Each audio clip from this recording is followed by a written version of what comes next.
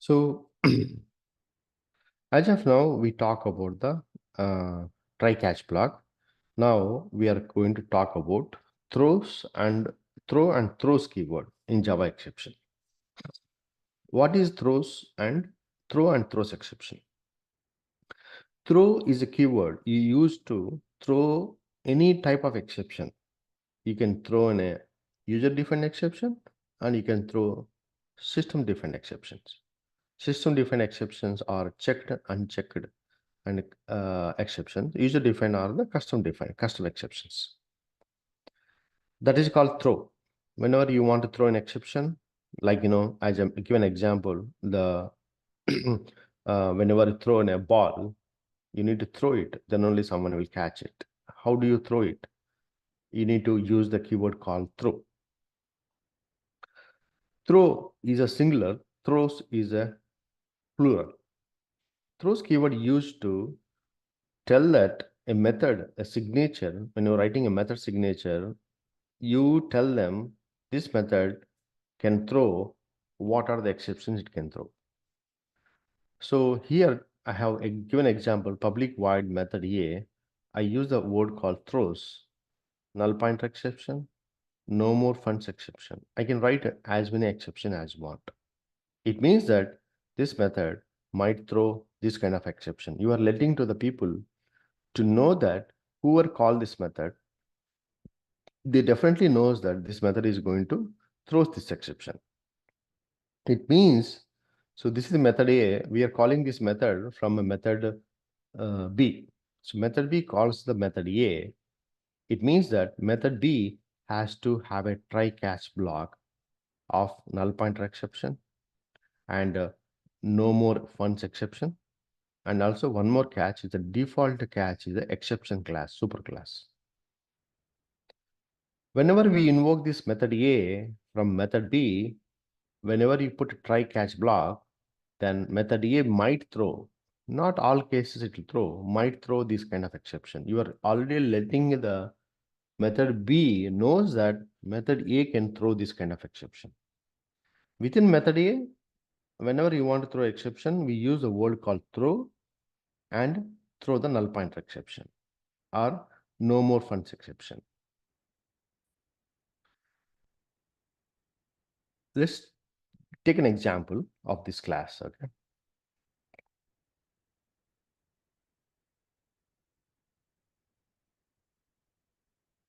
Suppose you define a, so here if you see here, are you able to see my screen, right, completely? Is it program visible to you? No, sir, we have to zoom a little bit. Yeah, if you can zoom it, it will be better. Yeah. So if you see here, I have defined a package. We talked about packages, user exceptions, and user defined exception is equal to no more funds exception. User defined exception, I define no more fund exception. Extend the superclass exception by using a extends keyword. I define a public class, no more funds exception, extends exception class. Means this is a superclass. I need all. Whenever you want to write a user defined exception, you always need to extend from the superclass exceptions. And you define the one string exception message type. One is the exception code. Default, pretty much most of the code will be like this one. And you write the constructor for this class. No more funds exception. You take a parameter, string, message type, and int code. And you call the superclass, super constructor. And this is optional, but calling is always the good. So this is you define exception class. You're not doing anything. So I have, for testing needs, I created object, but for right now, no need to focus on the main method because we are not going to call the main method from here. You define an exception class. Now, I have defined another package called funds transfer. See that this class is in the user exception package, this class in the funds exception package. And I imported this class. Import user exceptions dot no more funds exception. I imported this class in this class. because when they are in different package, you need to use the imports. Then only it will be available for this class. We want to let the program know that to use this no more fund exception where it is available. It is available in the fund transfer. It is available in the user exceptions. And here, public class test throw exception. I wrote one more class, throw exceptions. Testing the throw exception class, assuming that bank transfer, right? Maybe you can call it a public class bank transfer. Public void transfer funds. Whenever you want to transfer funds, I need to know that from account number, from routing number, int to account number, routing number, to account routing number, and int amount. What amount you want to throw. And this class will throw in a no more fund exceptions. I'm defining already no more funds exception will be thrown in this class. So now we need to write this method. Transfer funds from account to account. That is the functionality of this function. Transfer amount, we are trying to transfer 2000 rupees from account number to account number. That's what we want to do it, because this amount is 200, assuming $2,000, 2000 rupees. So what you do, right? Int from account. So we check the balance of the from account. We came to know that it is a assuming that it has $1,000 in the account. If from account is equal to validate the funds are available in the transfer. We check the if condition whether the amount is available in the amount available in the bank account versus how much money we need to transfer. We check that whether this amount is available.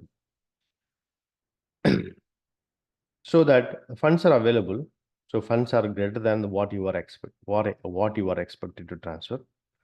Funds are available. So funds are available in a from account number. So we can transfer the money to account number. Let's transfer the money from account to account. This is a happy scenario. Means we have a funds. We transferred it. Else, the amount is in the account is less than the what you are expected to transfer. Suppose you get into that else condition part, unhappy path. Oh, from account does not have enough funds, so that do not transfer the money and throw an exception to the user. So we need to tell the user to say that funds are not. So what do you do, right? I use a word called throw. I create object new, no more fund exception, no more fund exception. I give the string no more fund exception and I give a code.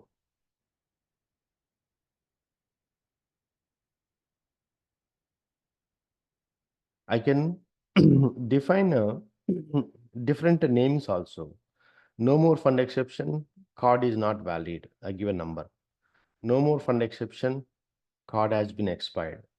I give a different code. Codes will help you to check that both are same, string or code, both are same. Code sometimes helps you to easily identify what kind of an exception it is. So even if you don't write the code, with a string also we can find it out. But having a code is always the better numerical value for the exception type. So in this case, fund transfer function is happy case, funds are available, it does it most of the cases. Very rare cases, it may come into the throws else conditions. Throw board use and new custom. This is the custom exception you are throwing it. System exception, you don't need to throw. Java will take care of it. Default. So throwing a new no more fund exception. Since I put a throw no more fund exception, that is a reason whenever I use a throw in this class, I need to have a throws in the transfer function. Throws is better. You don't need to write throws class, throws keyword here, but letting you know that this function might throw no more fund exception in some condition. Not every condition throws it. Some condition throws it. So far you are with me.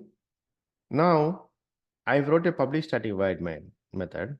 It doesn't mean that when I'm writing an actual web application, And I may not have a public static void main. Whole application, only one public static void main method will be there. And any other functionality, we try to call the transfer funds. So I created a object for the test throw exception is equal to new test throw exception, and I invoke a method called transfer funds. I pass 1, 2, 3, 4, 5 as account code, 0011 as a routing number, 7890 is a 2 account number, and 2 routing number, and 2000 rupees. Calling a transfer fund method. I'm calling this method. And since I'm calling this method, I need to have a try catch block.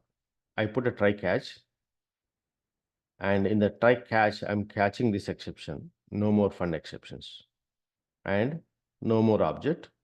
And I'm printing the what exception message, what exception code I'm printing it.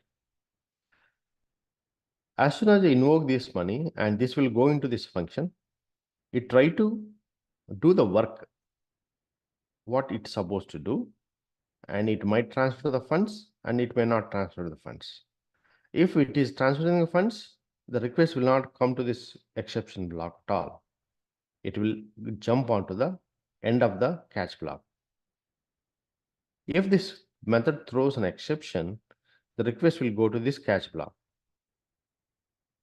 and it prints the 2 lines. It won't go to this catch block because it will end catch block here and jump to the all the catch blocks and move forward.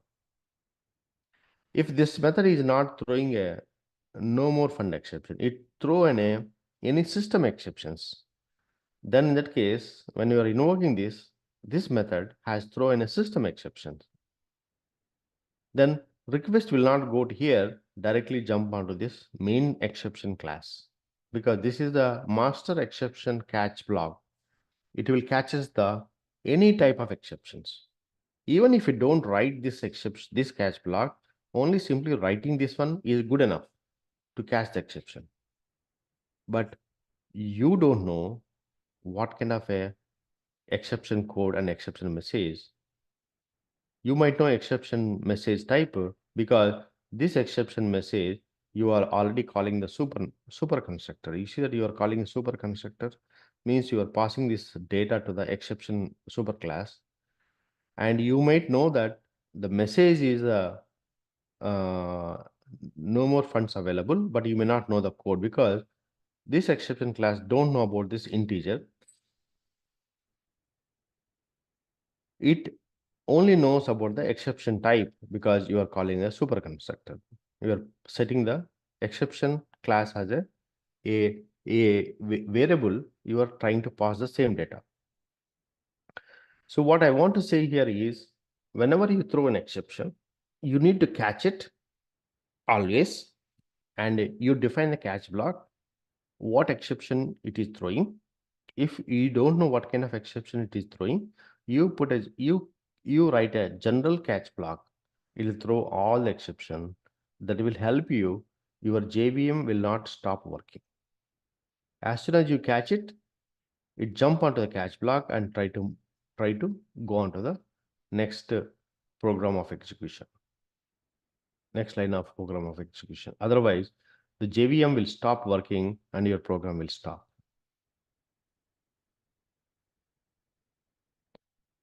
So as we talked about in the whole exceptions, I'm summarizing all the information one more time.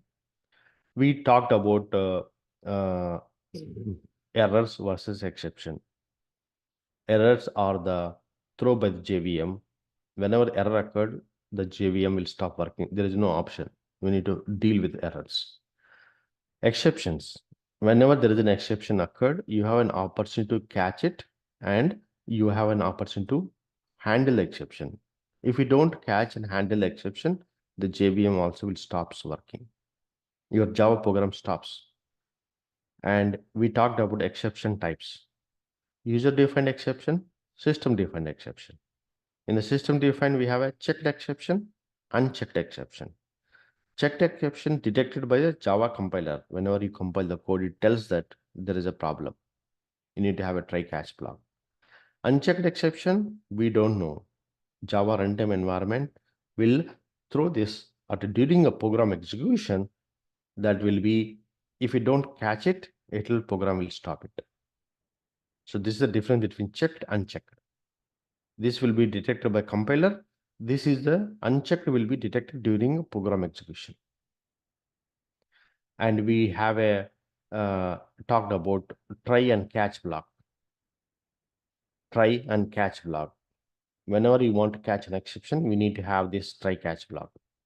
And within the try catch block, we need to write a code so that exception will be catched here. So we talked about new keywords, try. We talked about new keyword catch. And we talked about one more is the finally block. Finally block is the name itself is finally will be executed in the last. Whenever you want to write a finally block in any method, we must have a try catch block already in the top. The finally block will help you. It doesn't matter the method throws an exception or not. Irrespective of that, these lines of code will be executed.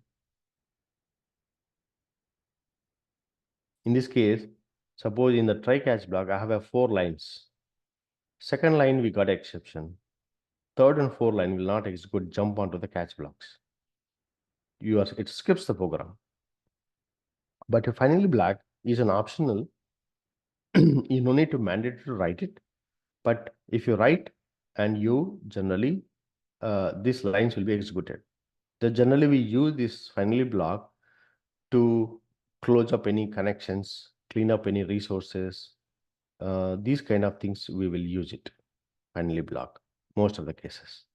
Anything you want to execute a line of a code that mandatorily need to be executed, irrespective of you get exception or not, you put it in the finally block in our method. You see that method signature is changing every day. The way you write a program, it will keep on changing. Most of the functionality we develop in the real projects definitely will have a try catch blocks, and also it will have a throw and throws keywords.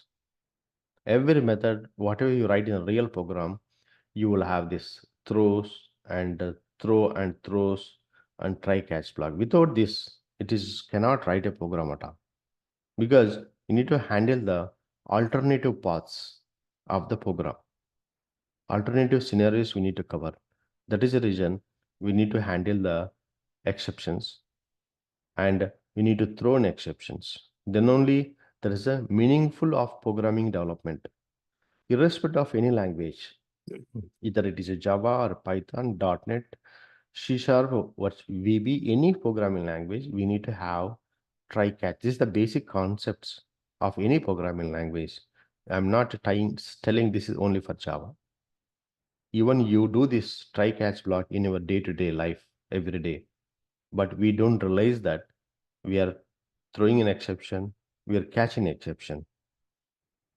I give an example yesterday, like, when you are going for a movie and your tickets are not available as soon as you reach the theater, you try to go for an alternative ways. If the car is breakdown, you try to take an auto, go to the movie theater, or to catch the bus. You always do in a day-to-day life also, we are doing this kind of work, but we don't realize that I'm mapping the real life scenarios to the programming world.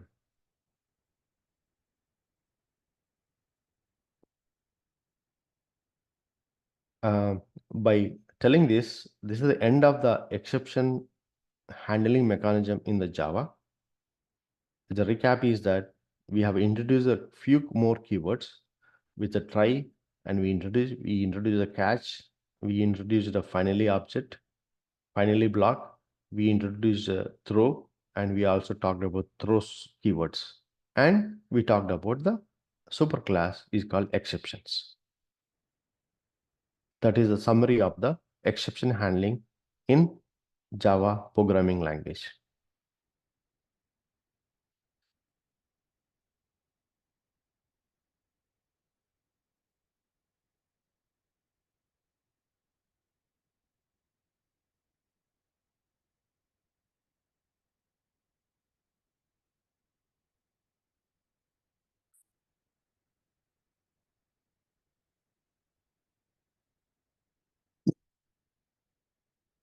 If no more questions from anyone, I will pause for any questions for anyone so that I can answer it. So instead of reading and understanding, I want you to digest the information, the knowledge which I'm sharing, so that it will store in your brain forever. Even if you read it, you should be able to recollect the information. Feel free to ask any more questions to clarity on this. Digest the knowledge as much as possible. Sir, a question. Sham, just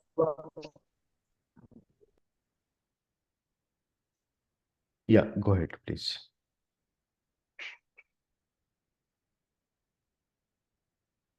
Sir, while using triclass method, it is best